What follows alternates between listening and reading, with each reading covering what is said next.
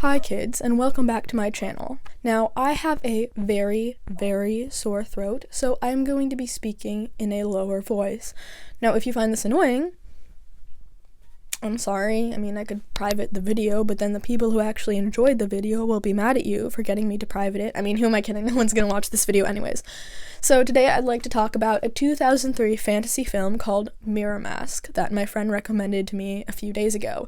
And just warning you, I will be giving spoilers, so if you don't want to get spoiled, go out and watch the movie yourself. It is free on YouTube with ads as of February 2025. So, I was recommended Mirrormask by a friend, and going into the movie, my friend warned me that there was kind of an inappropriate, weird dynamic between the two main characters.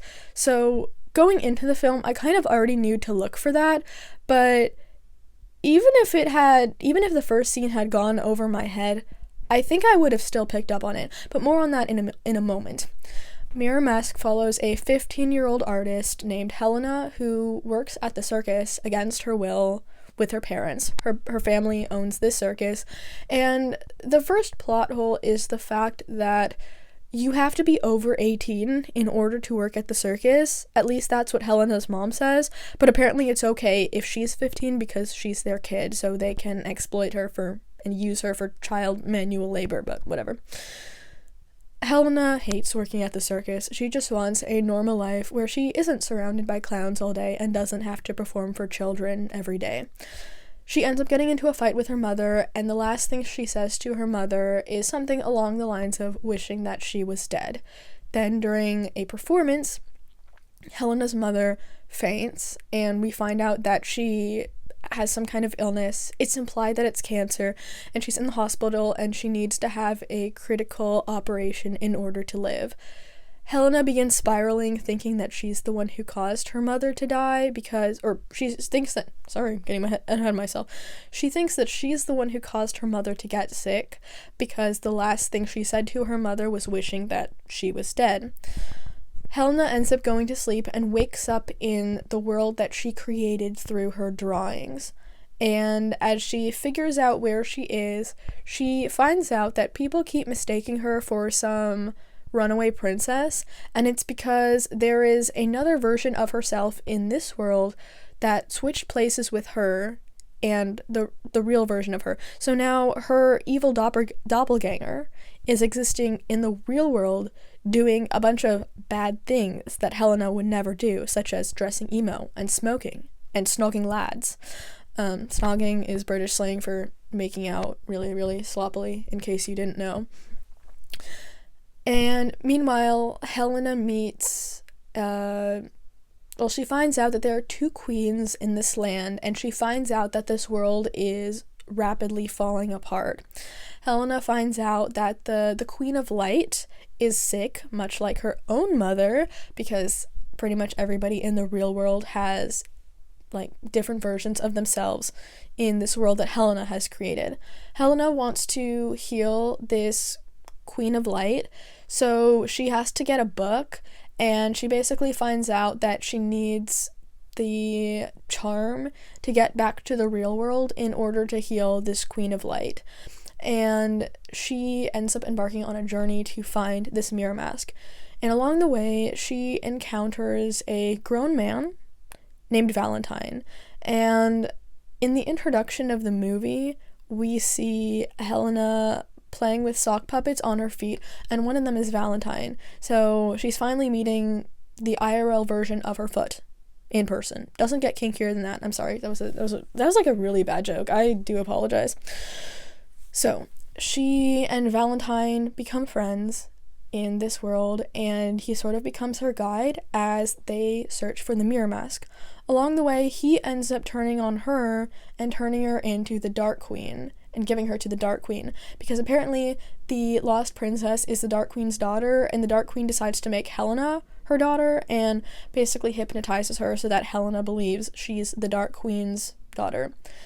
Valentine feels remorse for turning her in to the Dark Queen, so he rescues her. They flee from the Dark Queen, they find the mirror mask, and Helena is about to use the Mirrormask to return home and switch places with her evil twin. But meanwhile, the world is still falling apart, and it's because Helena's evil twin in the real world is ripping Helena's drawings off the wall, and those drawings are the windows in those drawings are the portals that Helena would use with the Mirrormask to get back to the real world. So with all the drawings gone, Helena is essentially trapped in this fantasy world, but she finds one last portal because she did a porch drawing, and she goes through the porch drawing, switches places with her evil twin, and ends up in the real world. And also in the real world, Valentine has a real-life counterpart, and they meet, and that's basically the end of the movie. Oh, also it turns out that Helena's mother actually does not die. She survives the operation, and everybody ends up happily ever after.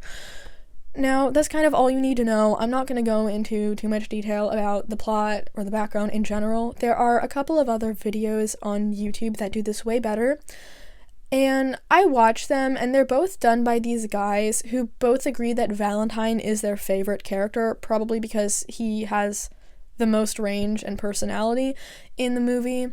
But I noticed that they didn't touch upon, and probably because they didn't notice it, but they didn't touch upon the weird dynamic between Valentine and Helena. Now, again, I was warned going into this movie that there was something weird going on between the two of them, but I think even if you watched it without knowing beforehand that there would be something weird going on between the two of them, you would figure out that there is something weird going on between the two of them. So Helena and Valentine meet and bond over juggling, because that's what Helena does at the circus, and Valentine needs a juggling partner. Now, at first, when I saw them interact, I noticed they had a moment, and I was hypercritical, like, is this flirtation? Because my friend warned me that there's something going on between the two of them. But even their first encounter is innocent enough. They just talk about random things and banter a little bit. That's not even romantic. But as they continue spending time together, a couple of other characters ask Helena if that is her boyfriend. And instead of saying, no, ew, he's way too old for me, she goes, what? No, he's just this guy. Like, stop. And then we see Helena's evil twin making out with a boy in her bedroom, and the boy is played by the same actor who plays Valentine. Even if it's not meant to be Valentine's real-life counterpart, it's still the same two actors, so it does kind of hint there's something going on between them. And the actors themselves, Helena is 15, but she is played by a 20-year-old, and Valentine is played by a 32-year-old. So you've got this 20-year-old and 32-year-old snogging in a bedroom. That's a choice. And then at the end of the movie, Valentine shows up at the circus in person. And when he asks Helena's mother if he can join the circus, she goes, sure, but you have to be at least over 18. And he just walks right in. So it shows it. The movie makes it clear he is over 18, and the movie also makes it clear that Helena is 15. So she is a minor, he is over the age of consent. Even in the UK, where the age of consent is 16, but even then that only applies to other 16 and 17-year-olds. It's still illegal for a 16-year-old to be with somebody over 18, and Helena isn't even 16. But Helena and Valentine meet, and they kind of run into each other. There's this slow motion twirl, and then some charged eye contact, and then Helena is basically like, I always knew you'd be good for the circus.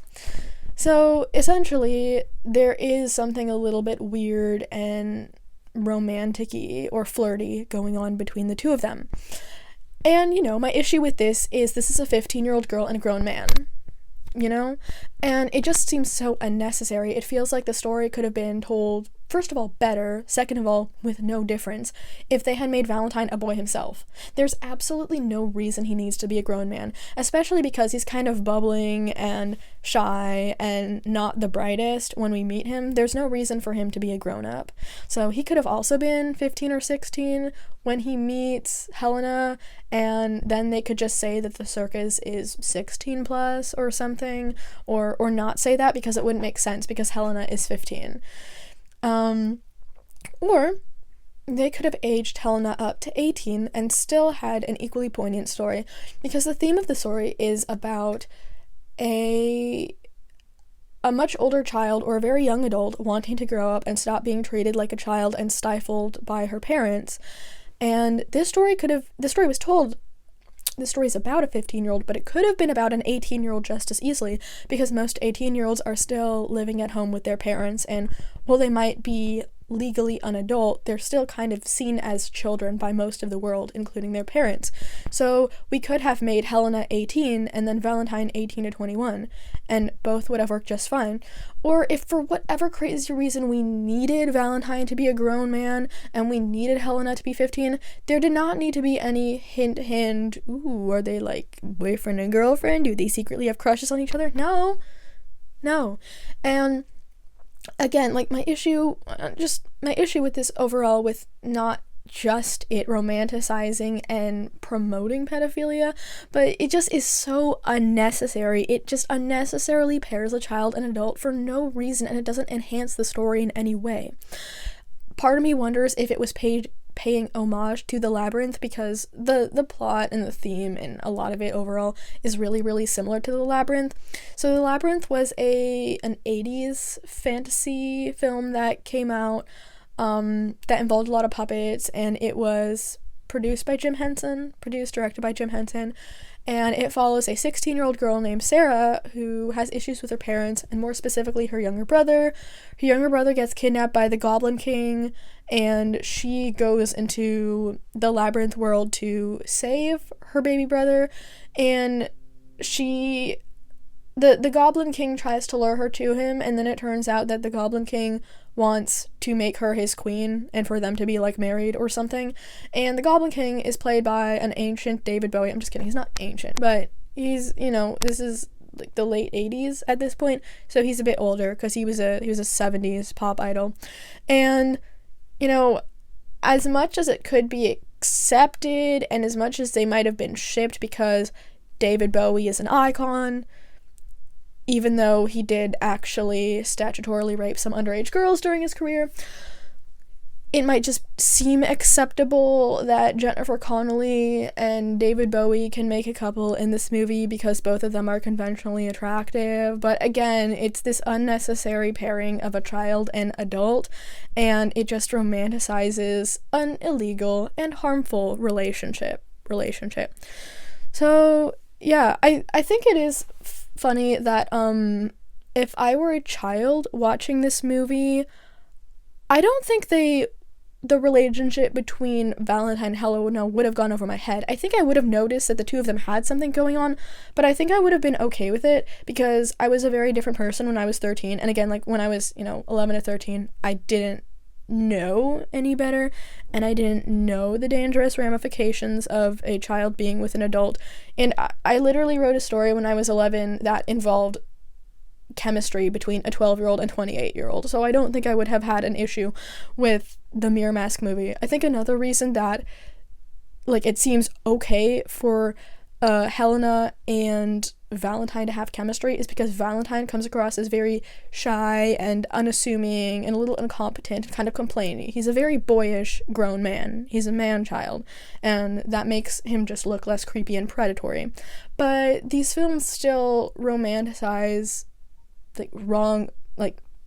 illegal relationships that hurt children, and relationships that have really dark undertones, and it romanticizes something that's very dangerous. So let me know if you noticed this too. Let me know if any of your other old favorite movies have problematic dynamics like this. I think it's really sad that this has to be a part of the movie, because I think overall the movie is beautiful, and the plot and the way the theme works and everything intertwines. I think it works, and it's very interesting and very unique and creative, despite being similar to a number of other movies.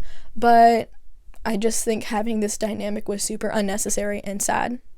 Okay, bye!